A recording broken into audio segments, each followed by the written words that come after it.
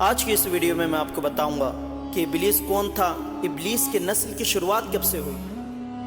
جاننے کے لیے اس ویڈیو کو لاسٹ تک دیکھیں، ہمارے چینل کو ضرور سبسکرائب کریں تاکہ اس طرح کی معلومات آپ کو ملتی رہے، اور اس ویڈیو کو زیادہ سے زیادہ شیئر کریں تاکہ دوسروں تک معلومات پہنچے۔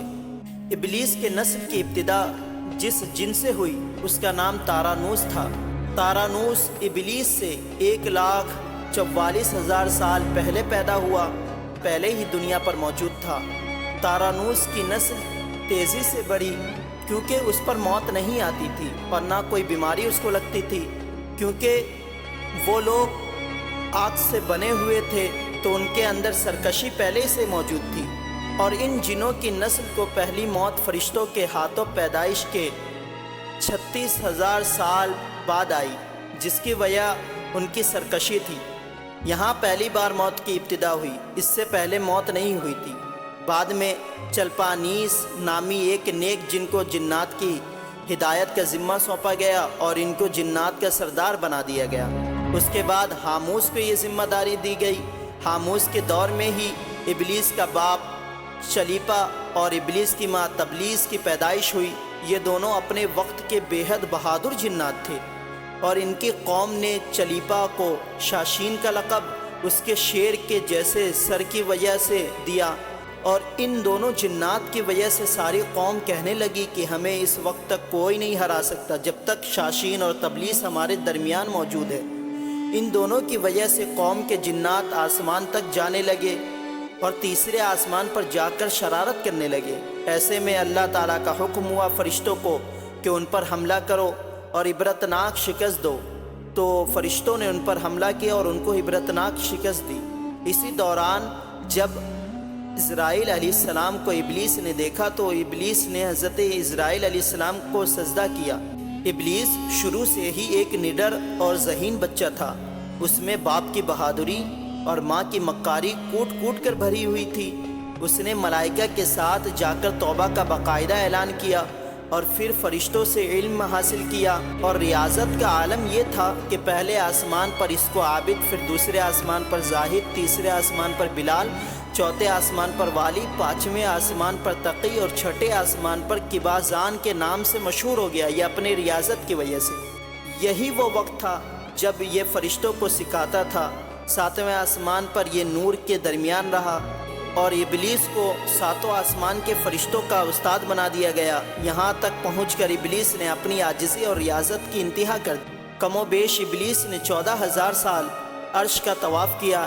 یہاں اس نے فرشتوں میں استاد عزازیل کے نام سے شہرت پائی، یعنی فرشتے اسے استاد عزازیل کے نام سے پکارنے لگے، اور ابلیس 1,000 سال تک فرشتوں کو درس و واعظ دیتا رہا، اور فرشتوں کے ساتھ یہ 1,000 سال رہا۔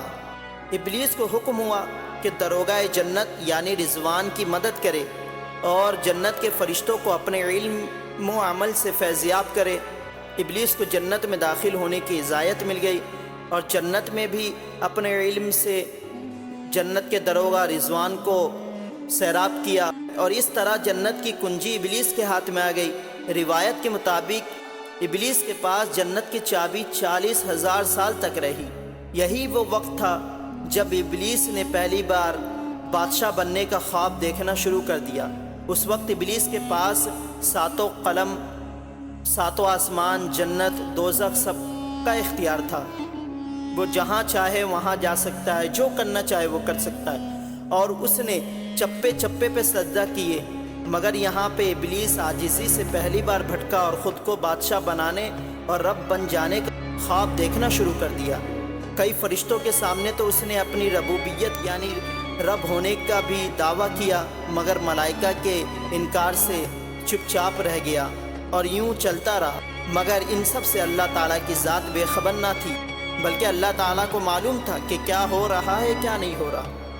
پھر حضرت آدم علیہ السلام کی تخلیق ہوئی، حضرت آدم علیہ السلام کی پیدائش ہوئی۔ اللہ تعالیٰ نے حضرت آدم علیہ السلام کو بنایا۔ اس حضرت آدم علیہ السلام کو مٹی سے بنتا دیکھ رہا تھا اور چپ رہا، مگر جیسے ہی اسے یہ معلوم ہوا کہ اللہ تعالیٰ اپنا نائب بنا رہا ہے تو اس نے غصے میں آ کر عبادت اور اطاعت کا واسطہ دیا اللہ کو۔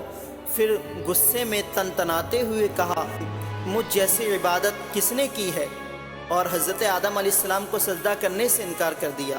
تب اللہ تعالیٰ نے کہا نکل جا شیطان مردود، لعنتی قرار پانے کے بعد ابلیس اپنی عبادت اور ریاضت کا صلہ مانگنے لگا اللہ تعالیٰ سے، تو اللہ تعالیٰ نے اسے کچھ دن کی مہلت دے دی۔